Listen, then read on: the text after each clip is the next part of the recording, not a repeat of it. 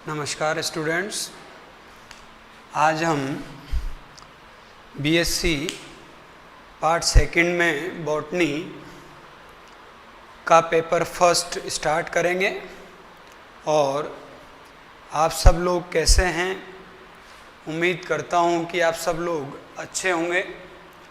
और आप लोग जो हैं बीएससी बॉटनी की लाइव क्लासेस ज्वाइन कर रहे हैं। जिन लोगों ने लाइव क्लासेस ज्वाइन नहीं किए वो लोग विनायक कोचिंग इंस्टीट्यूट का ऐप डाउनलोड करके उससे लाइव क्लासेस ज्वाइन कर सकते हैं। कोचिंग ऐप डाउनलोड करने पर आप उसमें अपना मोबाइल नंबर रजिस्टर करवाएं और उसको लॉगिन करें। लॉगिन करने के बाद उसमें जो ऑप्शन है उसमें से आप अपनी क्लास का चयन करें और उस क्लास में जब जाएंगे आप क्लिक करेंगे तो आपको लाइव क्लासेस का ऑप्शन खुला मिलेगा। तो लाइव क्लासेस के ऑप्शन में आपको लाइव क्लासेस मिलेगी और साथ में रिकॉर्डेड वीडियो भी आपको मिलेंगे। अगर किसी कारण से जैसे मान लीजिए लाइव क्लासेस छूट जाती है तो उस लाइव क्लास को आप पर्टिकुलर वीडियो के थ्रू देख सकते हैं, पढ़ सकते हैं, समझ सकते हैं। तो आज हम लोग जो स्टार्ट कर रहे हैं वो बीएससी पार्ट सेकंड बॉटनी का पेपर फर्स्ट हम स्टार्ट कर रहे हैं। और ये जो पेपर हैं इसका नाम है मॉलिक्यूलर बायोलॉजी एंड बायोटेक्नोलॉजी। तो ये जो पेपर है इसमें वही 4 यूनिट हैं और ये जो 4 यूनिट का सिलेबस है इसमें वैसे तो सेकेंड ईयर के जो बच्चे हैं वो पहले फर्स्ट ईयर का एग्ज़ाम दे चुके होते हैं, लेकिन इस साल बाय चांस जो है सेकेंड ईयर का एग्ज़ाम, सेकेंड ईयर में तो आ गए बच्चे लेकिन उन्होंने फर्स्ट ईयर का एग्ज़ाम नहीं दिया, यानी कि वो सीधे ही प्रमोट होकर आ गए। ऐसी स्थिति में ये जो पेपर हैं इसमें किस प्रकार का जो है सिलेबस रहेगा या जो एग्ज़ाम होते हैं उनमें क्या पैटर्न आते हैं, ये चीज़ें थोड़ा सा हम देख रहे हैं। तो देखो ये जो पेपर है या जो कोई भी पेपर होता है हमारे बॉटनी में उसमें प्रत्येक पेपर में 4 यूनिट बताते हैं।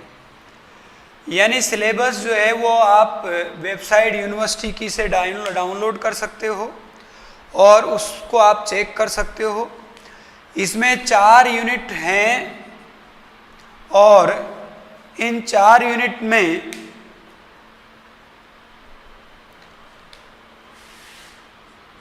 प्रत्येक यूनिट से जो है 2-2 क्वेश्चन होते हैं। इनमें से एक क्वेश्चन करना अनिवार्य है, यानी कि टोटल क्वेश्चन तो आपको करने हैं 5 और इन 5 क्वेश्चन में से प्रत्येक यूनिट में से एक क्वेश्चन जो करना अनिवार्य है।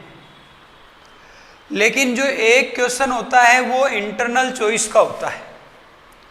तो इस तरीके से टोटल क्वेश्चन करने होते हैं 5।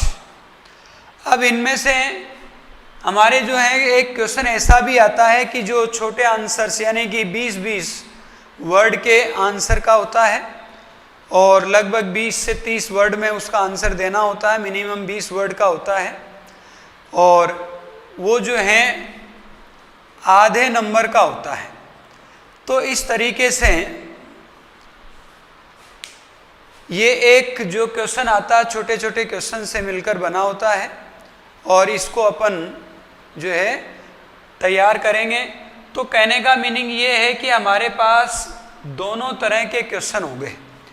एक तो थ्योरेटिकल यानी बड़े क्वेश्चन भी हो गए और एक छोटे क्वेश्चन जो आधे नंबर के हैं, जो 20 वर्ड के या 20 वर्ड से थोड़े ज़्यादा आप लिख सकते हैं, कुल मिला के जिसमें डेफिनेशंस आ सकते हैं, कुछ शॉर्ट नोट भी आते हैं, कुछ टर्मिनोलॉजी को एक्सप्लेन करने के क्वेश्चंस आते हैं, कुछ डायग्राम के क्वेश्चंस भी आते हैं, जिनमें डायग्राम को आपको लेबल भी करवाया जा सकता है, किसी का डायग्राम भी बनवाया जा सकता है।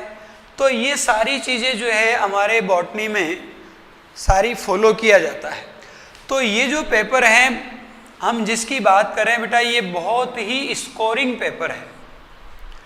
और स्कोरिंग पेपर यूँ कह सकते हैं कि इस पेपर में बहुत अच्छे मार्क्स आते हैं अगर हम इसकी ढंग से तैयारी करें तो। क्योंकि मैंने देखा है कि पिछली बार जब मैंने पढ़ाया था तो हमारी जो क्लास थी उसमें कई बच्चों के 33 जो नंबर हैं उनमें से 32 नंबर भी आए थे।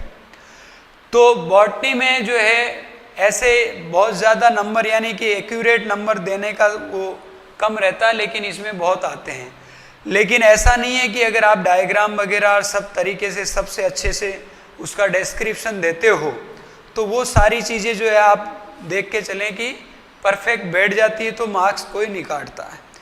तो हमारे यहाँ बायो में यानी जोलॉजी और बॉटनी में ये भी देखा जाता है कि जो डायग्राम वगैरह हैं वो स्पष्ट रूप से बनाए हुए हो, वेल लेबल्ड हो, तो सबसे ज़्यादा मार्क्स मिलते हैं।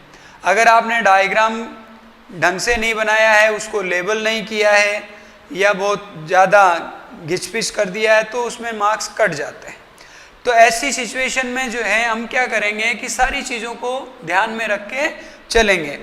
तो मॉलिक्यूलर बायोलॉजी और बायोटेक्नोलॉजी जो हैं इसमें डायग्राम जो है वो ज़्यादा तो नहीं होते हैं, लेकिन फिर भी इसमें कुछ जगह पर डायग्राम आते हैं, कुछ डिस्क्रिप्शन के पार्ट आते हैं, वो चीज़ें अपन को थोड़ा सा जानकारी में रखना है।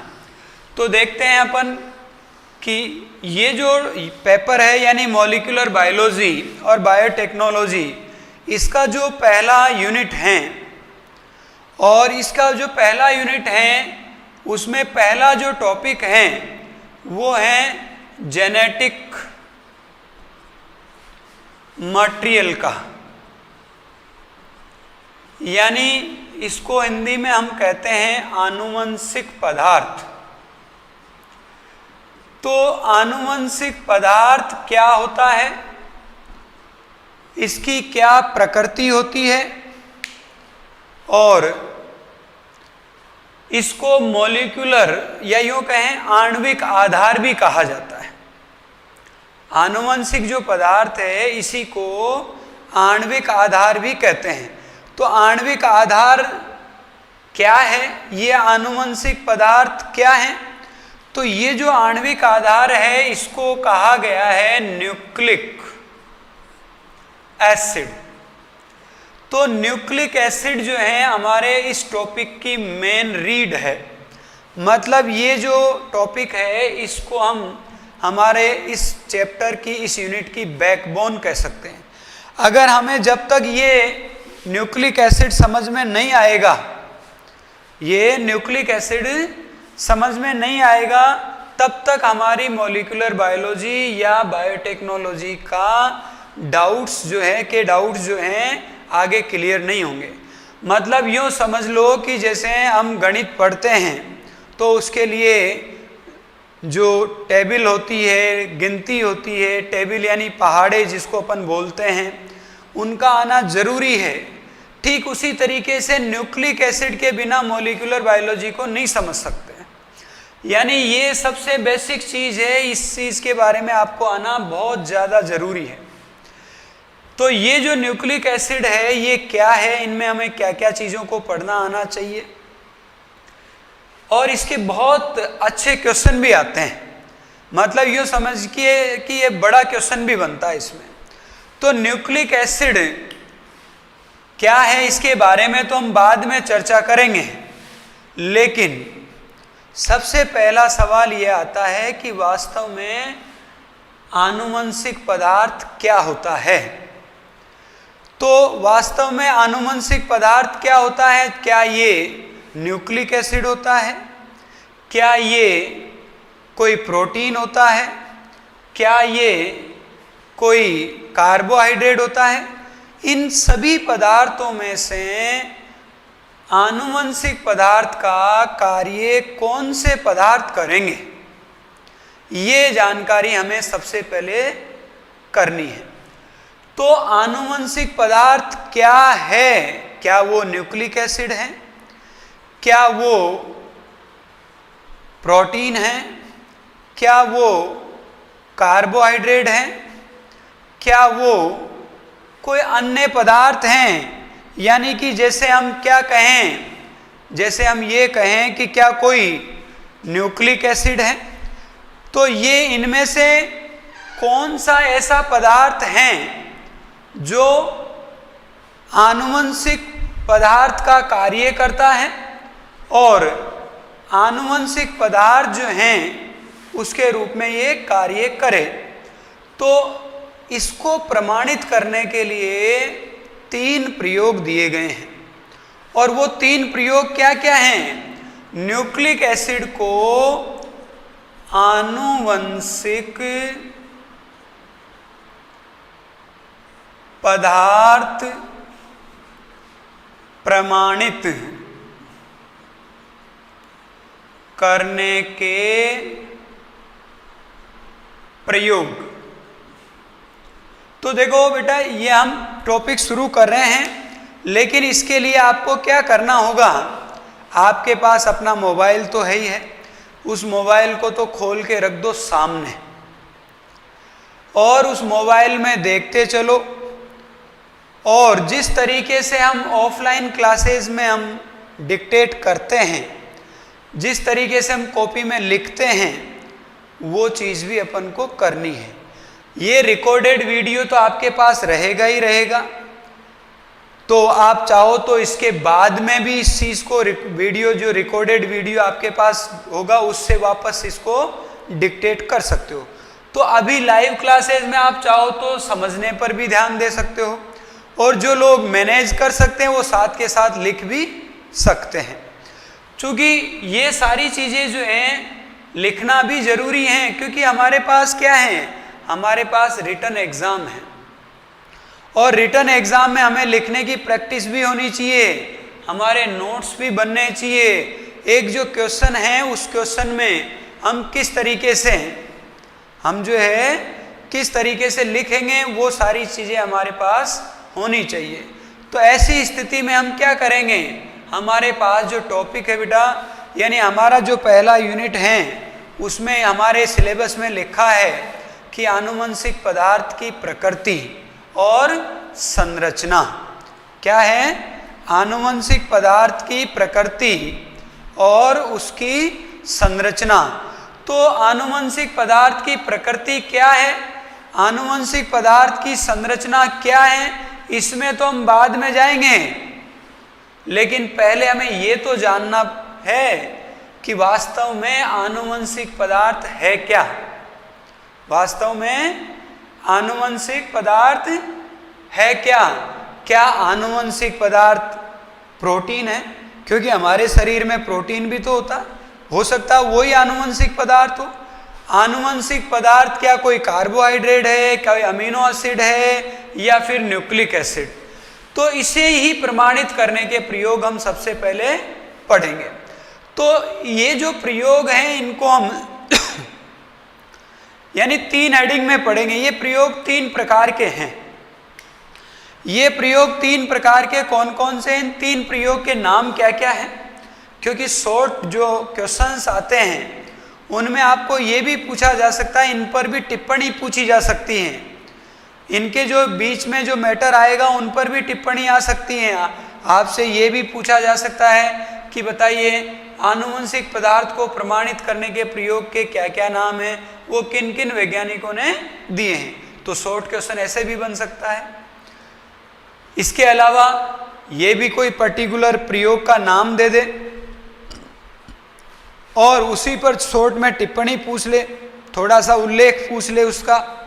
तो ऐसी सिचुएशन में जो है हम इसको देखते हैं। तो पहले प्रयोग का नाम क्या है?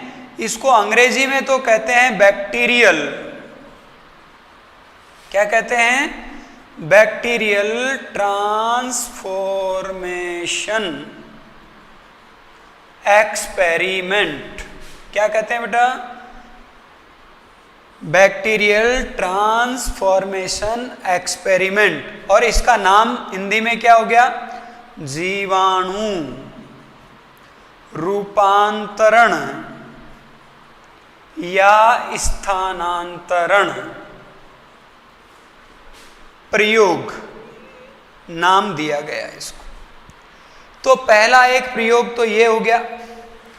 दूसरे प्रयोग का नाम जो है बेटा, ध्यान दो इधर, अपने बोर्ड को ध्यान से देखो, इस पर आपने जो लिखा है वो देखो, बैक्टीरियल ट्रांसफॉर्मेशन एक्सपेरिमेंट। और दूसरा जो प्रयोग है उसका नाम है बैक्टीरियोफेग मल्टीप्लिकेशन एक्सपेरिमेंट।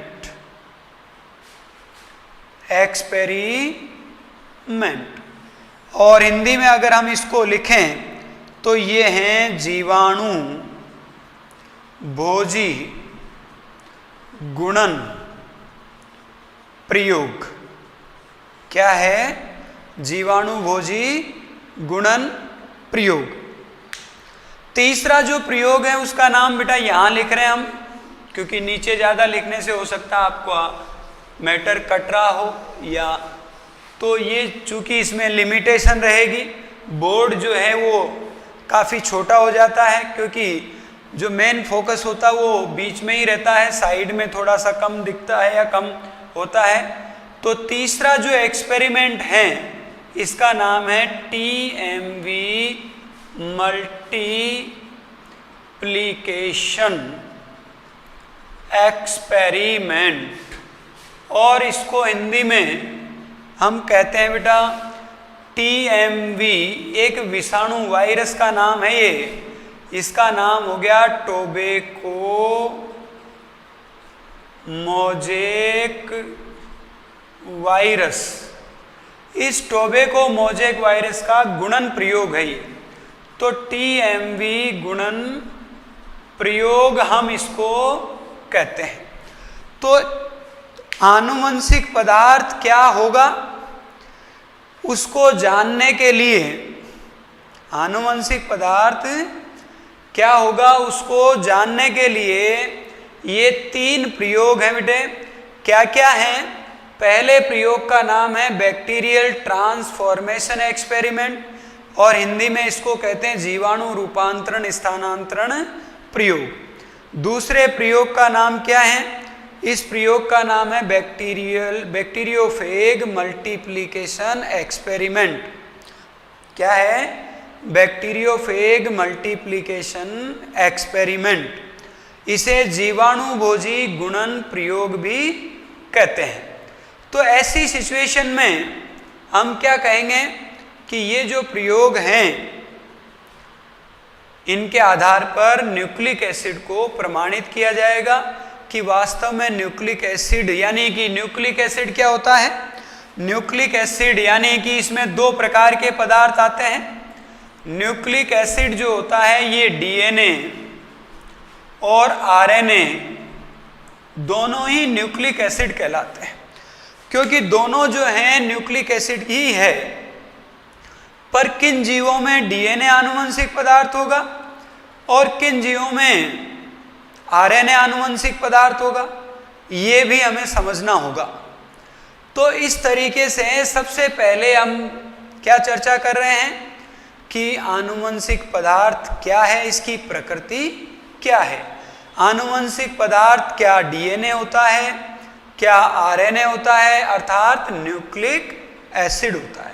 तो बेटा आज हम इस क्लास में जो हैं आनुवंशिक पदार्थ को प्रमाणित करने के प्रयोग पढ़ेंगे, और इन प्रयोगों में सबसे पहले हम पहले वाला ही प्रयोग लेते हैं। और ये जो पहला प्रयोग है वो क्या है? ये है जीवाणु जीवाणु रूपांतरण या स्थानांतरण प्रयोग। तो जीवाणु रूपांतरण या स्थानांतरण प्रयोग हम पहले पढ़ रहे हैं और इसका हेडिंग क्या है? बैक्टीरियल ट्रांसफॉर्मेशन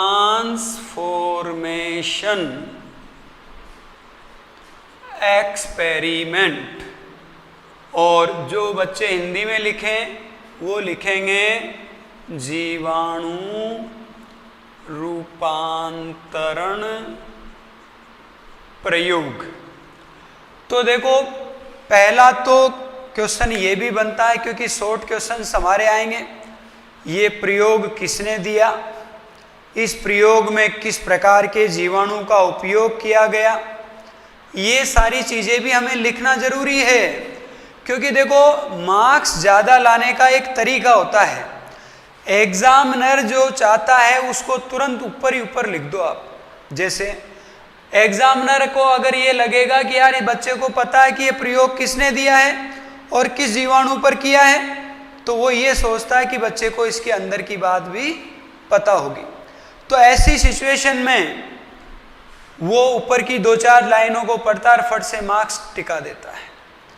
तो ये चीज़ें भी अपन को ध्यान रखना चाहिए। यानी कि अगर स्टार्टिंग ही खराब हो गया तो फिर एग्जामिनर का भी क्या मूड चेंज हो जाता है, अरे यार बच्चे ने शुरू में पता नहीं उल्टी चीज़ें बातें रख दी, उल्टी सीधा लिख दिया है। और अगर आप सही सही लिखते हो और सटीक लिखते हो तो कोई एग्जामिनर आपके मार्क्स नहीं काटेगा, और ये मेरी गारंटी है, क्योंकि ये प्रमाणित है बेटा। मैं इतने सालों से जो आप बच्चों को पढ़ा रहा हूँ, यानी कि मुझे पढ़ाते हुए लगभग जो हैं 20 से 22 साल कम से कम हो गए हैं। तो ऐसी कंडीशन में हर तरह के एग्ज़ाम हमने देखे हैं, बच्चों को दिलवाए हैं और उनमें अच्छे से अच्छे मार्क्स भी दिलवाए हैं। अभी लेटेस्ट जो पिछले बैचेज यानी पिछले से पिछले साल के बैचेज थे, उनमें बच्चों के अच्छे मार्क्स आए हैं, यानी कि 33 में से 32 भी आए हैं। तो देखो क्या करना है, सबसे पहला आपको क्या लिखना है कि ये जो प्रयोग दिया किसने है। तो पहला क्वेश्चन का आंसर, पहले जो पॉइंट का आंसर क्या निकलेगा, तो पहले क्या लिखेंगे, यह प्रयोग ग्रिफिथ, किसने दिया है, ग्रिफिथ नामक वैज्ञानिक ने दिया है। क्या लिखेंगे थ्योरी में हम, ग्रिफिथ नामक वैज्ञानिक ने दिया है। तो ग्रिफिथ यानी एफ ग्रिफिथ, पूरा नाम तो यह है फ्रेडरिक ग्रिफिथ। अगर आपको ग्रिफिथ भी याद रहे तो भी ठीक है, कोई दिक्कत नहीं, वो उससे भी जाना जाता है। दूसरा बिंदु आपको क्या लिखना है, ये प्रयोग किस जीवाणु पर किया है, ये प्रयोग किस जीवाणु पर किया है। तो ये जो प्रयोग किस जीवाणु पर किया है, किसी को याद है बेटा? अगर किसी को याद है तो वो बताएं, अपने कमेंट बॉक्स में लिखें। हाँ देखो, ये रामनिवास को याद है, इसने लिखा है कि डिप्लोकोकस निमोनी, किस पर, डिप्लोकोकस निमोनी नामक जीवाणु पर यह प्रयोग किया गया है। अच्छा चलो फिर ये बताओ, जिसको याद है वो बताएंगे कि ये डिप्लोकोकस निमोनी जो बैक्टीरिया है, इससे होने वाले रोग का नाम बताओ। फटाफट से कमेंट बॉक्स में लिखो या चैट बॉक्स में लिखो। हाँ ये देखो, ये इसने बताया, प्रीति ने बताया है कि इससे होने वाला जो रोग है वो है निमोनिया। किसने? प्रीति ने बताया है कि इससे कौन सा रोग हो रहा है, निमोनिया। क्योंकि वो तो देखो बेटा, आप सबको इसी से आइडिया आ जाना चाहिए इसकी जाति क्या है, निमोनी। तो डिप्लोकोकस निमोनी एक जीवाणु की जाति है और ये निमोनिया रोग इससे हो रहा है। तो निमोनिया इसका क्या हो गया, रोग। तो अगर आपसे क्वेश्चन में पूछा जाए कि बताओ इस जीवाणु से कौन सा रोग होगा, ये होगा निमोनिया रोग। तो ये निमोनिया जो रोग हैं ये ज़्यादातर फेफड़ों से, श्वसन से संबंधित रोग होता है, तो ये भी आपको ध्यान रखना है। अब अगला सवाल ये आता है कि जिस जीवाणु का आप उपयोग कर रहे हो, जिस जीवाणु का आप उपयोग कर रहे हो, इस जीवाणु के कोई वैरायटी या कोई किस्म ऐसा कुछ होता है क्या? तो याद रहे बेटा कि जो सूक्ष्म जीव होते हैं, यानी कि जैसे जीवाणु हो गए,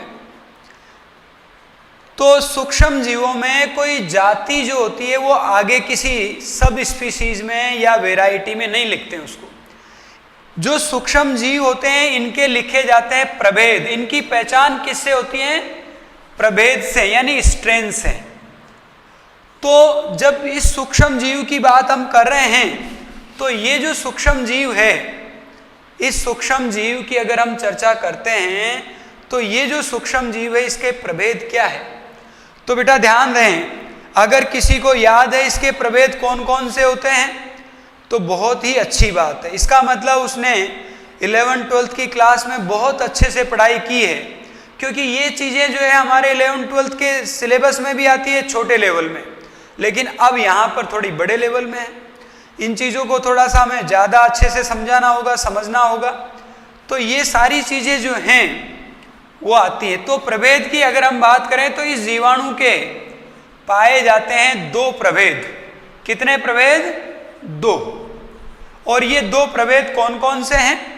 ये जो प्रभेद है इसमें से एक का नाम है S3 और दूसरे का नाम क्या है? R2। देखो बेटा, यहाँ पर ये जो जीवाणु हैं, ये जो सूक्ष्म जीव है, इनकी उपजातियाँ नहीं होती है, उपजातियों के नाम नहीं दिए जाते हैं। जैसे कोई बाकी जो पादप होते हैं या जंतु होते हैं उनमें तो सब स्पीशीज बना देते हैं, ट्राइब भी बना देते हैं, रेसेस बता देते हैं, लेकिन इनमें स्ट्रेन होते हैं। इनमें ऐसा नाम नहीं मिलेगा कि इसका नाम राधे श्याम रख दें और इसका नाम भगवान साई रख दें, ऐसा नहीं होगा। इनमें तो अपन को ये कोड जो होते हैं ये याद करने होंगे, पर इनकी भी व्याख्या होती है।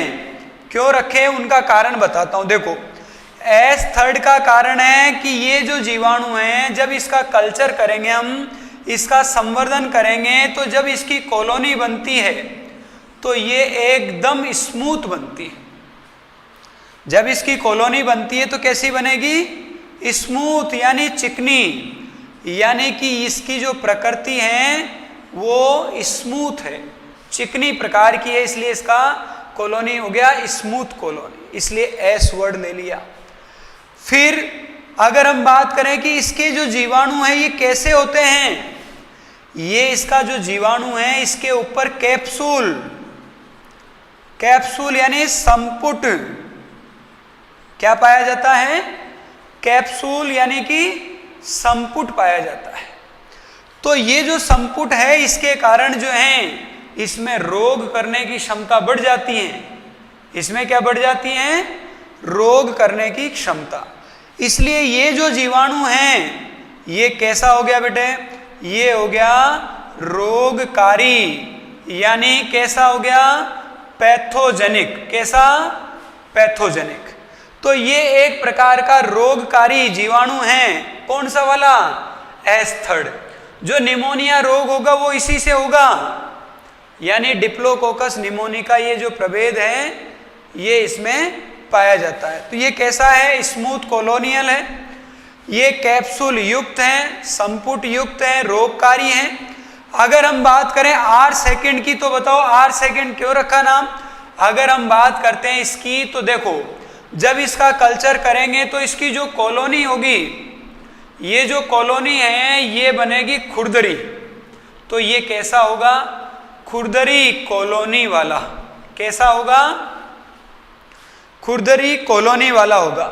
और खुरदरी का मतलब हो गया रफ, इसलिए इसका R से नाम शुरू किया गया, तो इसको R2 कहा गया। अब ध्यान दो कि इसका जो जीवाणु है वो कैसा है? इसका जीवाणु जो है वो है संपुट विहीन, यानी कि ये कैसा है? Non capsulated. कैसा है? नॉन कैप्सुलेटेड है। तो ऐसी स्थिति में ये नॉन कैप्सुलेटेड जो जीवाणु हैं इसमें संपुट है ही नहीं, और कैप्सूल के कारण ही ज्यादातर रोग होता है, और जब इसमें कैप्सूल नहीं है इसका मतलब ये रोग नहीं कर सकता। इसका मतलब R सेकेंड कैसा हो गया बेटा, ये हो गया अरोगकारी, और अरोगकारी को नॉन पैथोजेनिक कहते हैं। क्या कहेंगे, नॉन पैथोजेनिक कहते हैं। तो ये जो जीवाणु हैं इसके हो गए बेटा दो प्रकार के प्रभेद। तो ऐसी सिचुएशन में पहली वापस मैं रिपीट करता हूं बेटा, ब्रीफ करता हूं, फिर आगे हम बढ़ेंगे। प्रयोग कौन सा हम पढ़ रहे हैं, वो है बैक्टीरियल ट्रांसफॉर्मेशन एक्सपेरिमेंट, यानी जीवाणु रूपांतरण प्रयोग।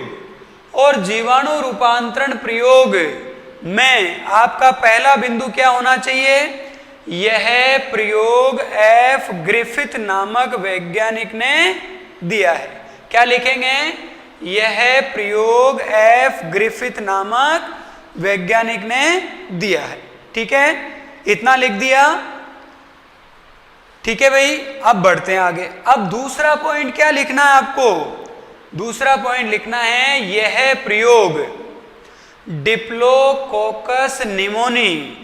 बेटा अंग्रेजी में लिखने में दिक्कत हो तो इसी को हिंदी में लिख दो, क्योंकि नाम हिंदी और अंग्रेजी दोनों में सेम होंगे।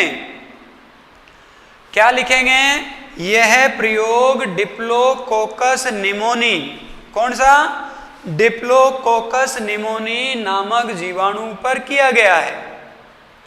फिर तीसरा बिंदु क्या लिखेंगे बेटा, अगला बिंदु ये लिखेंगे कि इस जीवाणु के द्वारा, किसके द्वारा, इस जीवाणु के द्वारा निमोनिया रोग होता है। कौन सा रोग, निमोनिया रोग। फिर अगला बिंदु, मतलब एक एक लाइन को चुन चुन के लिखना है। देखो देखते हैं फिर एग्जामिनर कहां से नंबर काटता है। एक एक लाइन को अगर हम चुन चुन के लिखेंगे, सही सही लिखेंगे, तो फिर देखते हैं एग्जामिनर कहां से काटेगा। फिर अगली बात देखते हैं, कौन सा जीवाणु का नाम आ गया, इससे होने वाले रोग का नाम आ गया। अब अगली बात देखते हैं, इस जीवाणु के दो प्रकार के प्रभेद पाए जाते हैं। दो प्रकार के प्रभेद यानी दो स्ट्रेन पाए जाते हैं, और ये दो स्ट्रेन क्या हैं, एक का नाम है एस थर्ड और दूसरे का नाम क्या है, आर सेकेंड। यहां देखो एस थर्ड का मीनिंग क्या निकला कि जब हम इसका कल्चर करते हैं तो क्या लिखेंगे, दो प्रभेद पाए जाते हैं, दोनों के नाम लिख दिए, एक का नाम लिखा एस थर्ड और एक का नाम लिख दिया आर सेकेंड। ठीक है, बढ़े आगे। तो देखो अब जब दो प्रकार के प्रभेद आपको ये पता है कि एस थर्ड और आर सेकेंड है, तो एस थर्ड का मीनिंग क्या है, तो एस थर्ड का पॉइंट बनाएंगे, एस थर्ड की विशेषता लिखेंगे।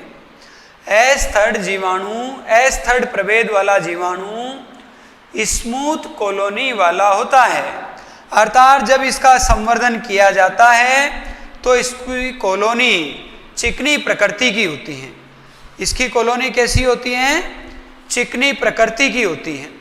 फिर एक लक्षण इसका हो गया। दूसरा लक्षण लिखेंगे, एस थर्ड प्रभेद वाला जीवाणु संपुट युक्त होता है। कैसा होता है, संपुट युक्त होता है। कैसा, संपुट यानी कैप्सूल युक्त होता है, और इसमें रोग करने की क्षमता पाई जाती है। क्या पाई जाती है, रोग करने की क्षमता पाई जाती है।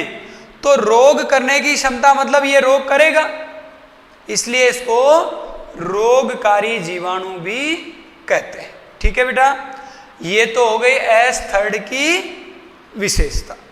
अब दूसरे की विशेषता लेंगे, आर सेकेंड की विशेषता। तो आर सेकेंड जीवाणु की क्या विशेषता है, आर सेकेंड जीवाणु जो है इसकी क्या विशेषता है, आर का मतलब हो गया रफ, यानी इससे बनने वाली जो कॉलोनी है वो खुरदरी प्रकृति की बनेगी, इसलिए रफ कहते हैं। और रफ कॉलोनियल जो है, कैसा है, रफ कॉलोनियल है, इसलिए इसको रफ यानी आर से नाम शुरू किया गया है। तो इसकी विशेषता क्या है, इसका जो जीवाणु है, आर सेकेंड प्रभेद का जो जीवाणु है वो संपुट विहीन होता है, यानी नॉन कैप्सुलेटेड होता है, कैप्सूल नहीं होता है इसमें। क्या नहीं होता है? कैप्सूल नहीं होता है। तो ऐसी सिचुएशन में हम क्या कहेंगे कि जब इसमें कैप्सूल नहीं है तो इसमें रोग भी नहीं होगा, इससे रोग भी नहीं होगा। तो ये कैसा कहलाएगा? ये कहलाएगा अरोगकारी। क्या कहलाएगा? अरोगकारी। तो इस प्रकार से डिप्लोकोकस निमोनिया जीवाणु के क्या हो गए बेटा? 2 प्रकार के प्रभेद हो गए और 2 प्रकार की इसकी विशेषताएं हो गई दोनों की। अब इन दोनों जीवाणु प्रभेद का उपयोग करके कैसे प्रयोग किया गया? तो प्रयोग करने के लिए एक सवाल और पूछा जाएगा कि बताओ इस जीवाणु के लिए पोषक कौन सा उपयोग में लिया गया? पोषक यानी होस्ट, यानी इस जीवाणु का प्रयोग किस पोषक पर किया गया? इस जीवाणु का प्रयोग किस पर किया गया बेटा? पोषक का नाम है माइस। माइस यानी सफेद चूहे, ये सफेद चूहों पर प्रयोग किया गया। तो ये जो सफेद चूहे हैं इन पर ये प्रयोग कैसे किया? इन सफेद चूहों के 4 सेट बनाए। तो ये जो प्रयोग है वो कैसे किया गया वो तो अपन अगली क्लास में लेंगे, लेकिन मैं थोड़ा सा ब्रीफ करना चाहता हूं कि ये जो चूहे हैं इनके बनाए 4 सेट, यानी 4 अलग अलग ग्रुप बनाए और उन 4 अलग अलग प्रकार के ग्रुप जो हैं उनमें ये दोनों प्रकार के जीवाणुओं को प्रवेश कराया गया और फिर इनके इफेक्ट देखे गए। तो ये चीज़ें सारी जो हैं अभी अपन अगली क्लास में लेंगे। और इस तरीके से हमने आज एक इंट्रोडक्टरी क्लास शुरू की है। आप लोग जो हैं इसकी लाइव क्लास को भी देखें और ये जो इसका रिकॉर्डेड वीडियो है उसको भी आप देख सकते हैं। ठीक है बेटा, आज के लिए हम इतना ही। ठीक है।